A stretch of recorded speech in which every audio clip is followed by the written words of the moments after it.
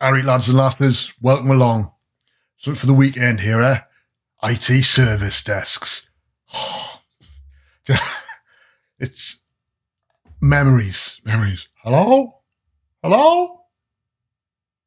Just, there's so much that goes on with a service desk versus help desk, all the other stuff, right? And you can tell. I mean, I've been through the ringer with this stuff, but let's get on with it. If you remember last week, we looked at setting up the main data table. We wrote a custom function. Oh, well proud of that. I'm sure, well done, everyone. Great work. Tough job starting to write custom functions. And especially if you remembered the whole point of functions, that you don't think of them as being kind of procedural, like they go from 1, 2, 3, like downwards. What I meant, that they're actually following a logical path. So last character, this is last character, it's a function. What does it mean? It means get the end of a text string. And what's text string? Well, it's this, which is if you take the spaces off the end, like either the start or the end of something else, which is this removed non-numbers, and once you start to understand that that's how M works, it becomes really intuitive to actually be able to go through, look at the advanced editor, see what's happening, and even if you need to, add something to it. The main gotcha is always a gotcha with Power BI and the way they do stuff. But with M, it's about case sensitivity. So M is case sensitive. So you need to remember, if it's uppercase, it needs to be uppercase, lowercase. And when you're doing column headings, things like that, if you start to be in your mind working through how you're going to logically put column headings in, it makes all the difference. So you heard it here first, folks. All right. We're on to demo 2. So tell you what, let's get rid of this ugly mug. All right. And let's crack on with going through what we're going to do. All right. So in demo 2, we're looking at control charts. Now, control charts are a major part of Six Sigma. And the core bit that they're looking at is around saying, well, everything normal, in inverted commas, should happen within a window, right? So how do we build the window? And the window is typically related to the standard deviation. Now, I remember back in the days of school having to do means and then standard deviations and stuff like that. And then it's one of them things you kind of didn't do much of, but control charts are a major component of standard deviation in terms of what actually is going on with it. And if you start to think through actually what are we doing with a standard deviation or a multiple of a standard deviation, depending on how tightly bound you want your process documents to be or your process that you're assessing to be, it's really important to be able to do that. So this is one of the things you can do. So what we're going to do is we're going to build, initially, it's a demo, we'll build this line chart version, and then we'll go through and build this column chart version. Now, the reason for the column chart version is because that gives you the option of doing this conditional formatting. So you can really see, oh, something's happened here, something's happened there. It really helps kind of underpin a lot easier, I hope you can agree, than the line does in Power BI. And these are the out-of-the-box visuals. I'm sure if we went through and looked in the store, we might be able to find something that does it properly or does it better. But for this, if you're just wanting to be able to pull these together, this is probably a better way of doing it in a column, because you can then clearly see, oh, these are the ones that have got reds, these are the yellows in this case, so these are the outer band numbers, yeah? Outside our banding here, right? So it's kind of, that's the logic that we've gone for with this. So we're going to cover through 3 functions in the demo that we're going to need. We're going to need average X, standard deviation X, so standard dev X population, which is like from the full thing, not like a sample or a subset. P is like all of it. So X functions will really help you to standardize your average X, because that's what we're going to use to get the mean.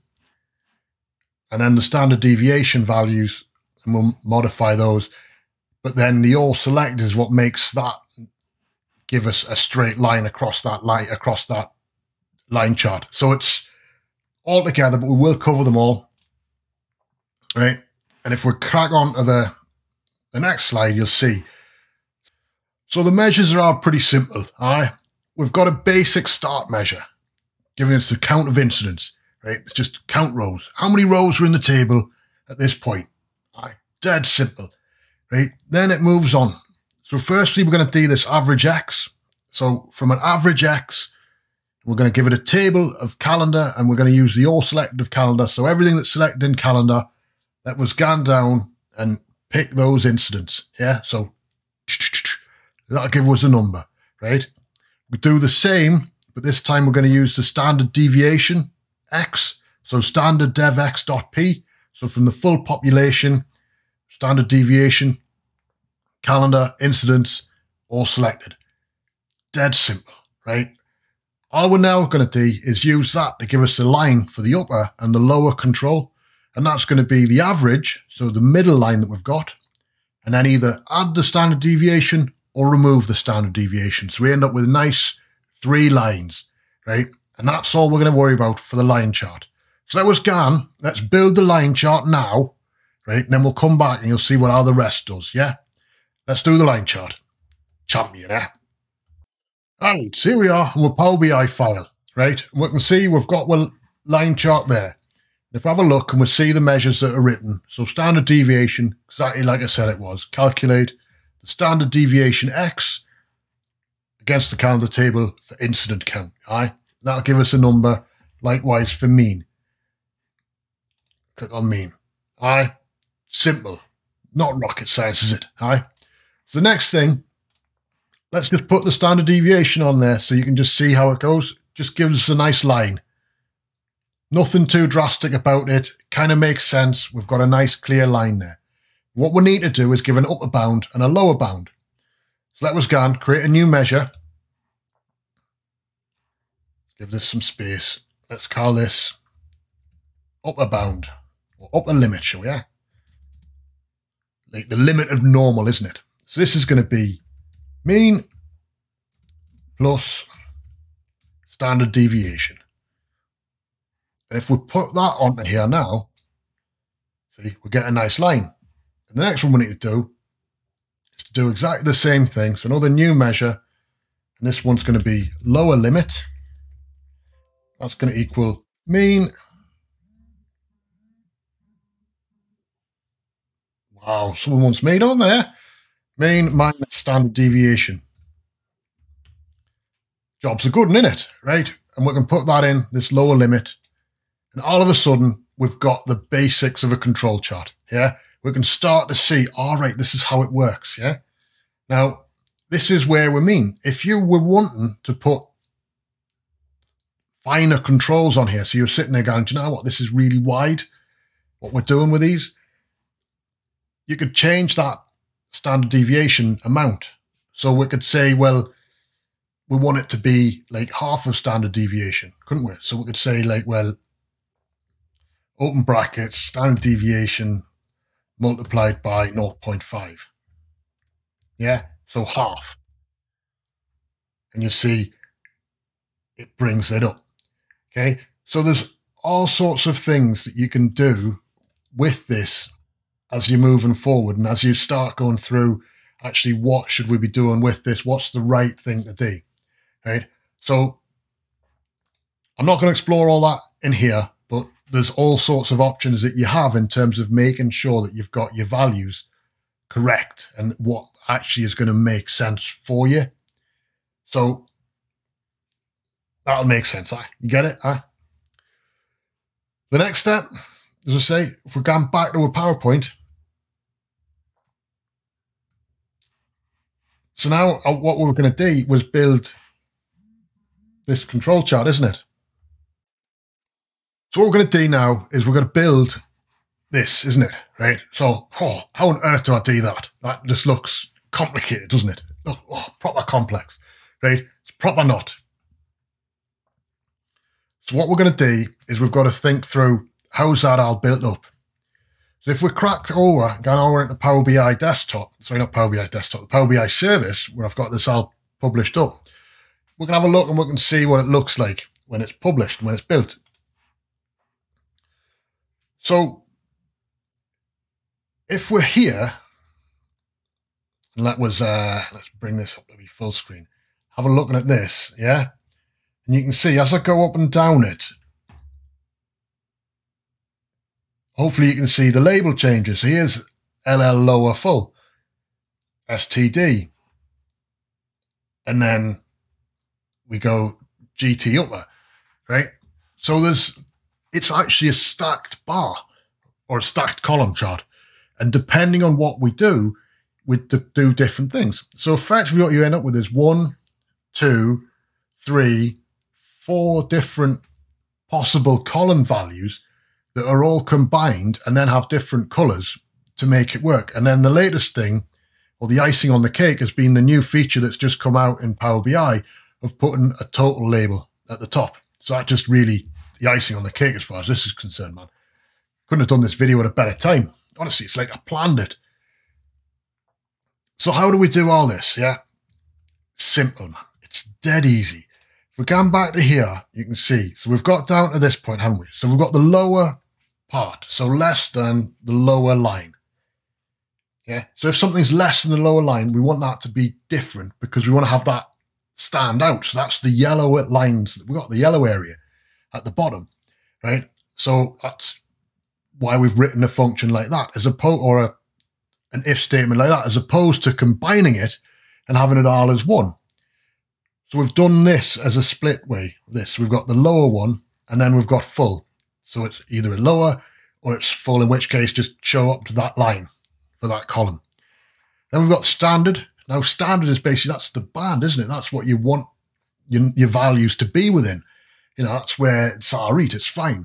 And then over time, what we would look to do would be to drive changes and narrow that band in the standard deviation amount that we'd allow for, right? So we're starting to get into this mindset of, all right, I understand how we need to put this together. And then the last one we need to do is the upper. So again, where it's over the incident, where the incident is higher than the upper control value, show the incident minus the upper control value, because you just want a little bit at the top, don't you? Yeah. Now, there's different ways of doing it. I mean, this is a way that was presented by somebody else, and I'll put the videos down below. Accelerator BI over in Australia. Now, I liked it. I mean, you know, I've used the line charts with the standard deviations before. That's not really new, but then being able to actually going through and talking about how to stack the contract, that was a really good idea. Because the only other option I would have had would have been, or the other thought I would have had would have been to actually have a different color for the whole column to show it. It's, you know, I think the stacked column gives a really good look, but I'll put a link to his video down below. Have a look at it. Definitely have a gander, right? I think it's definitely good. All right, so here we are back in Power BI desktop, yeah? What I've got here is I've got the stat column charts there, ready to go, all right? It's ready to get everything in. I've just got dates in it. So let's start putting stuff in, yeah? So the first thing we've got to put in is, let's put in the less than. So the bits, like the part values for less than, yeah? So a new measure, right? LT lower.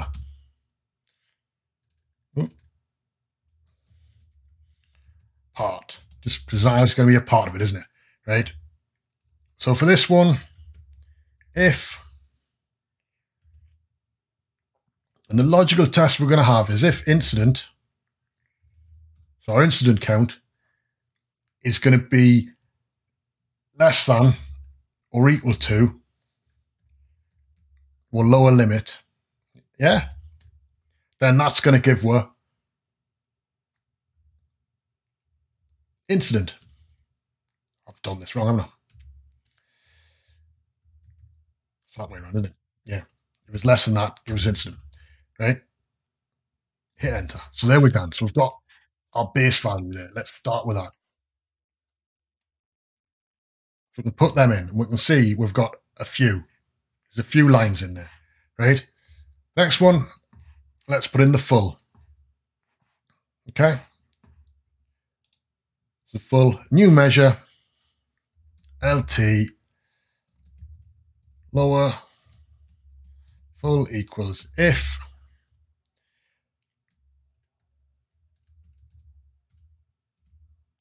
incidence that's not equal to lower control, lower limit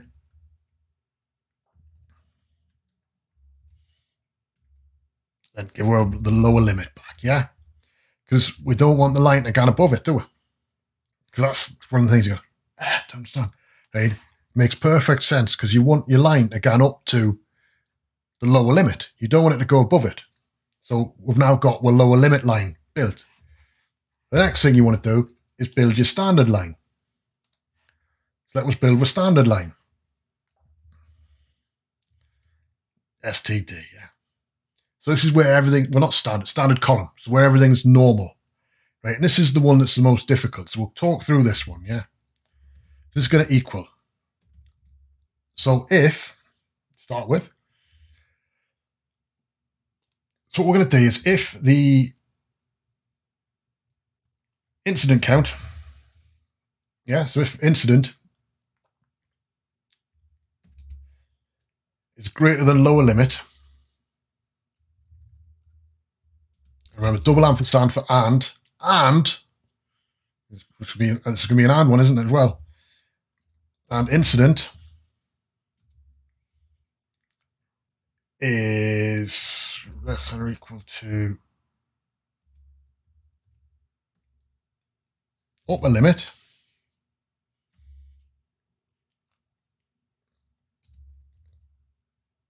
then incident minus lower. Yeah.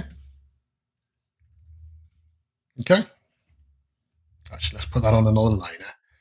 Getting me confused with all the stuff going through here. Right? Incident. There we go. Comma.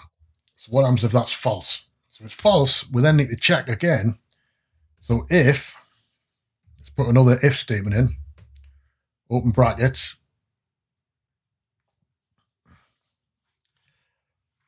incidents greater than lower control, or the lower limit, sorry, greater than lower limit,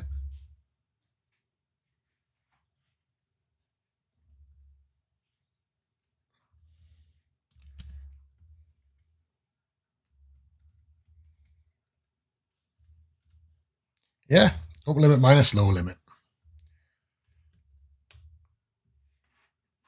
Let's put that in. Okay, so suddenly we've got this, all right, it's going to build it up, yeah? So we've got the idea that it stacks on top of it, and you can see the different lines, and then when it gets to the full height one, we've got the full height, yeah? And then the last one we need to do is where they're over the upper limit. Yeah, so greater than upper. And the last one, let's put the new in, greater than upper. I'll probably put some blurb in the bottom explaining that a bit better because it just doesn't sound like I'm explaining it right. If, open brackets,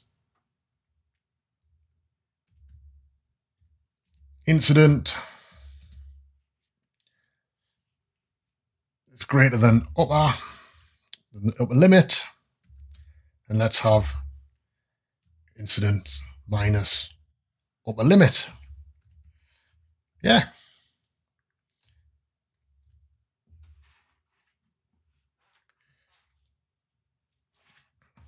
Oh, it helps if you hit enter, doesn't it? That'll then build that, and then we can put that on here. Right, and then all I need to do is go through and give those some nice colours. Do we data colour? So lower part, want those to be yellow, different way. Upper, let's make them red, and then the standards, it's going to give them like a light grey kind of thing, yeah? And I coloured the bottom half as well. I was looking at them, I was like, should I do it? And I thought, no, it makes sense to, because what we're really saying is these grey bars we're not that interested in. What we're interested in is the upper limit here, the top limit.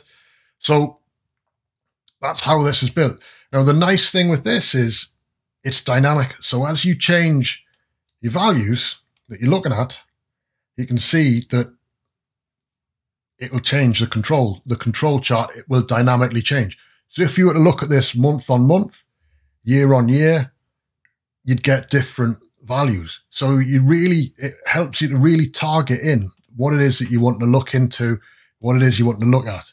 Yeah. So if we go through into the future state, because if I remember rightly, this data set, most of it's kind of like this. We can see that what we've got is where, because the numbers are so low, we're never really going below that bottom line. Yeah, the lower limit is kind of the lower limit. There's not something there.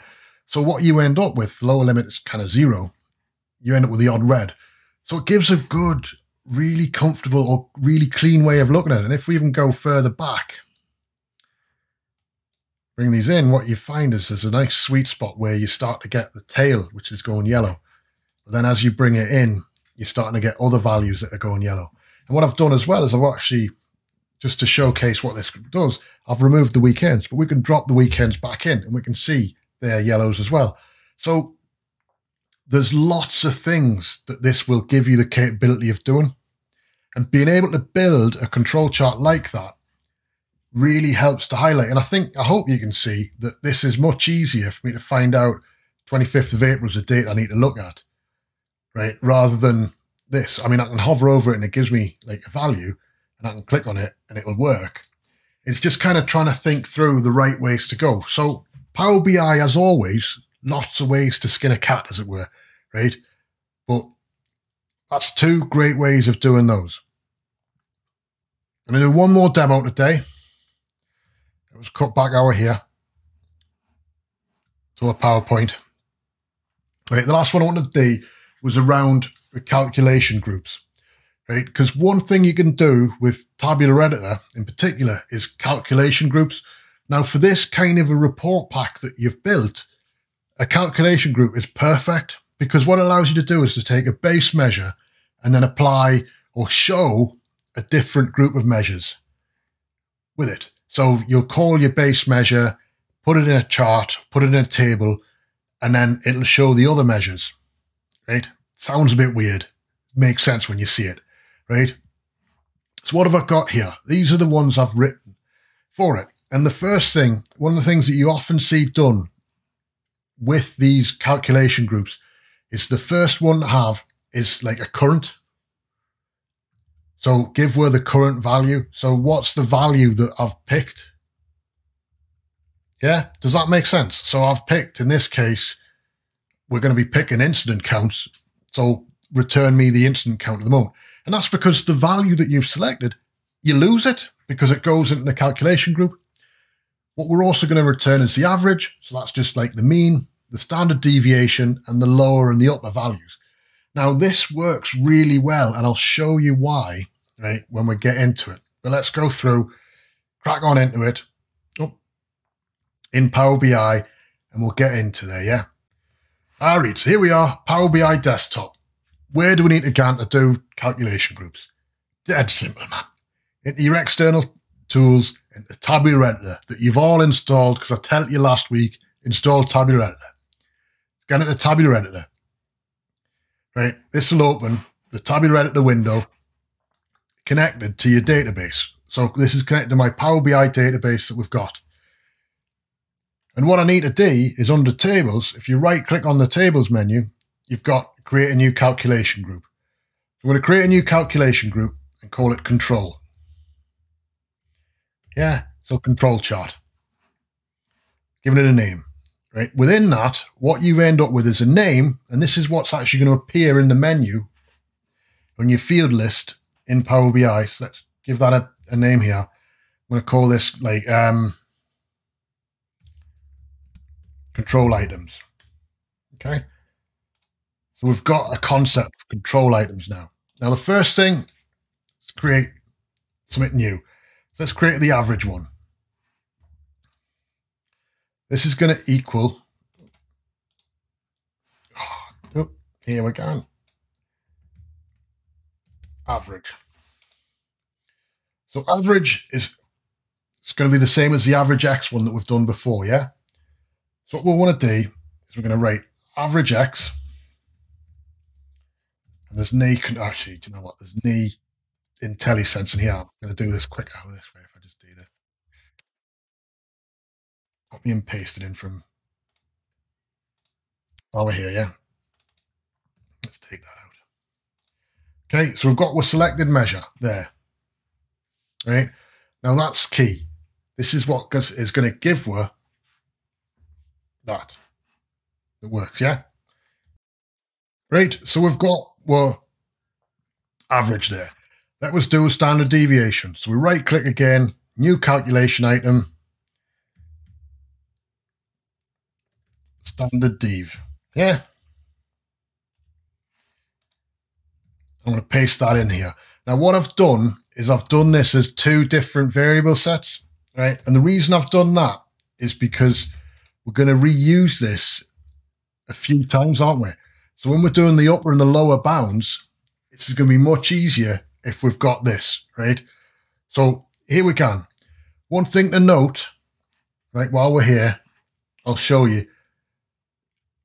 Don't reference another calculation item from a calculation item, right?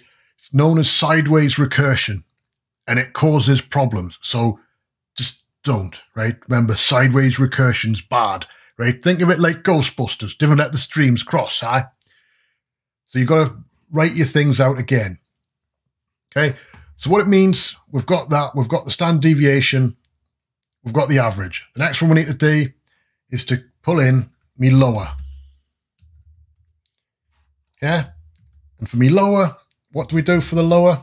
That's right, we're going to take mean minus deviation. Okay. Oh, hit that there. I haven't hit that for all the rest of it. I have there. There. Okay. That was the upper.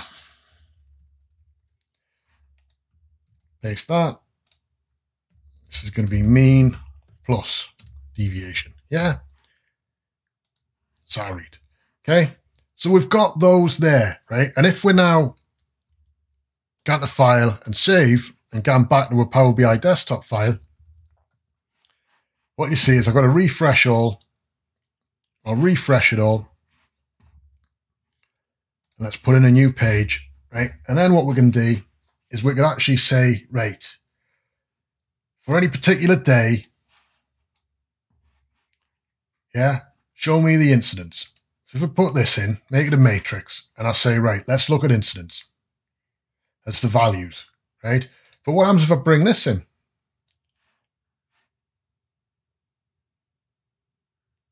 Well, if I've bought the right thing, it would help, wouldn't it?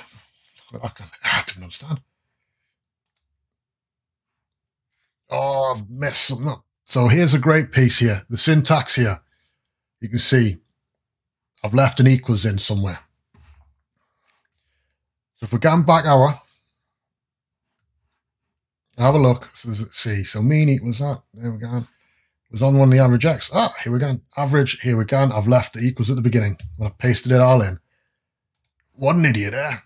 But you see, gave us a nice warning, tell us where it was, come back here, and here's our values, right? And we can see the way this is all built, it's giving it for everything. So there's no filter on here, is there? But we could go over here, let us pick this, I'll tell you what, let's go to view, and let's sync the slices, yeah? So this will put a slicer on the other page, page 3, there we go now. Go over there, I've got a slicer in now. And the problem is, I can't see instant. What was instant? So I won't have instant. The other problem I've got is this the right order? And I think it probably isn't. I'd rather have me average and me standard deviation and then me lower and upper. So I want it in that order, but I want me instant count first. So we need to go back to here, right? Let's create a new calculation item. Current. And what you need to do is it's all about selected item.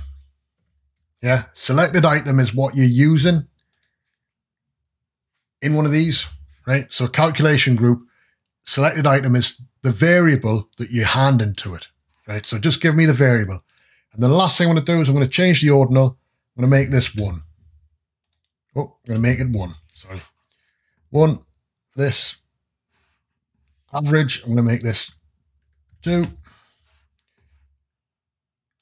said 2. 0, 1, 2, 3, 4. There we go, right. It's our rate now, isn't it? Save that. We can see it's got the little yellow thing because it needs to be refreshed. Refresh it now. Well, still got an error. Selected item, not an invalid table. Did I not put the brackets around it? It's going to tell us, no. Selected. Oh, not selected item, is it? Selected measure. Duh. You guys, you need to tell me when I'm making boo-boos like that, man. We'll save that. Head back out of here. Right, and now I've got me current. So this is going to give us what that current value was, right? And what you could see is that that would work. So if we've got an on-time count there as well. So if I was to replace or put the on-time count in, you'll see that we get the values for instant and for on-time, telling us about how it works, right? The reason why this is useful is if, for example, if you think about how you do these things, you might have instance versus service requests versus, like, are they on time? Are they late? All those kind of count numbers that you've got, that it can be useful to be able to show them in with these breakdowns. So that's kind of how you build those. So what we've done, quickly tell you what, let's bring this back, yeah? Bring me face back for the end. Ta-da! Right. So what we've done, really quickly, actually, I'm pretty impressed. Right, is we've gone in, we've used Power BI to build a couple of control charts. Right now, I mean, a control charts are quick, easy. Hope you can, you'll be sitting there going, "Oh man, this was dead simple. This, man, I can easily do this." Right. What I did with it when I went on to the next stage of this was when I looked here at some of the things. So I built like a basic measure, using just the basics of here, like your standard deviation. Is it within the lower limit or the upper limit, right? To do this at a basic level. So is it in band, in which case it's green, or is it out of band, in which case it's got that? So if you think you could put that anywhere, couldn't you? You could kind of be starting to show, right, is this an abnormal day or a good day, bad day? Start to really work out, and from there, start to pick out patterns. The next step, as we're starting to get a bit cuter with all this, because that's kind of the point, isn't it? We want to make intelligence out of it. How can we understand what's going on? So I started looking at this, and what we've got here is we've got our people. I'll tell you this list of names. Knew what I was doing, right? And we can see Anthony. Oh, what a star Anthony is, eh? Look at this. He's closing 2,694 tickets, right? And he's got a success rate or an on-time percentage rate of nearly 87%, nearest, damn it, right? Brilliant. He's great. We love him, right? And then we've got Sarah, who, well, frankly, she's closed nearly as many, but her conversion rate is pretty poor, frankly, 58%. You can see people love working for me. But what we can do now, see, with something we've brought in, with process mining chart here. So I can turn around and say, right, Anthony, what's Anthony doing?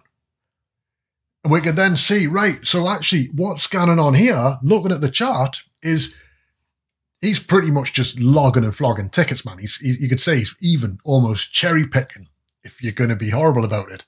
So is that a positive? Is that a negative? And this is one of those areas where if you're just looking at figures, you might not be able to understand this. Now, I've been around long enough to know, I've a lot of, so-and-so just cherry picks tickets, right? Now annoys a team like the cherry picker.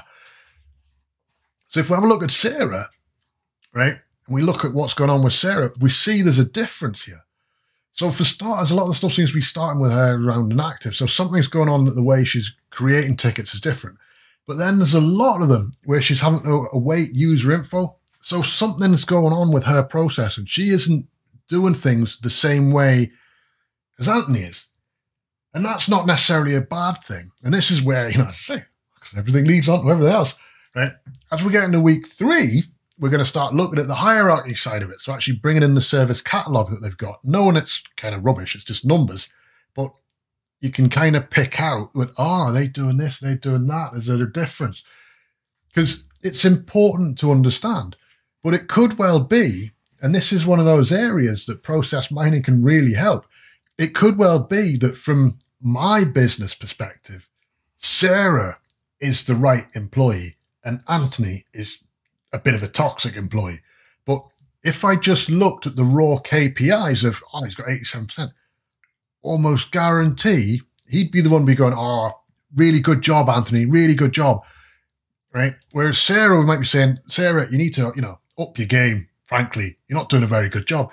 But looking at here, the very fact that she's got this awaiting user info appearing so prevalently in the chart suggests that there is something going on. She is more focused on finding the information out from the customer. Now, there's reasons behind that that could be good, but could be bad, but it shows us that the core process is different. And we can see that because if we went and said, well, what's the overall process? If we just pick it overall, we can see there is this awaiting customer info. So it is there.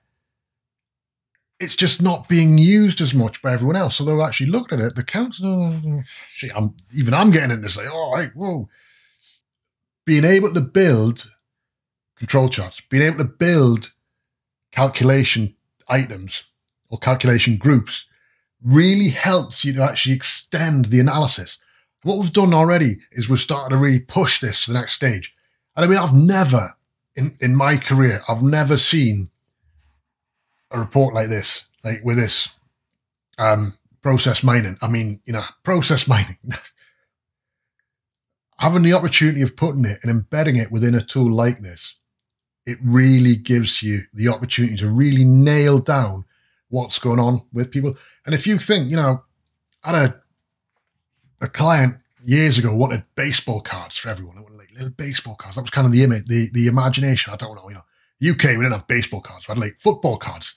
Like you'd have a little, here's me footballer, here's Gaza. He's, all his stats and everything like that, right? Kids who different know who Gaza is, best footballer in the world ever, bar none, right? Subject closed. Okay. Anyway, you start to pull this together, don't you? So it's kind of like the idea being, how can you rate your staff without kind of rating them? Does that make sense? Like kind of like top trumps. Hey, Ross, he's all right at doing these videos, but he's rubbish at answering the phones. Keeps going, hello? Something like that. But you get the picture. So come back next week.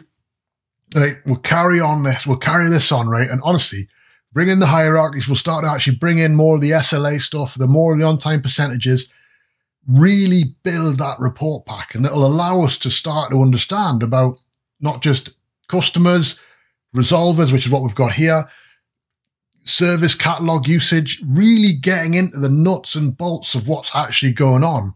And then you start to really see the impact that you get by combining your various sources of information and pulling that together in a tool like Power BI is incredibly powerful. So anyway, on that note, I hope you've all downloaded this. You're all ready for a nice weekend, implementing it all, right? And we'll catch you all next week. Stay home, stay safe, take care.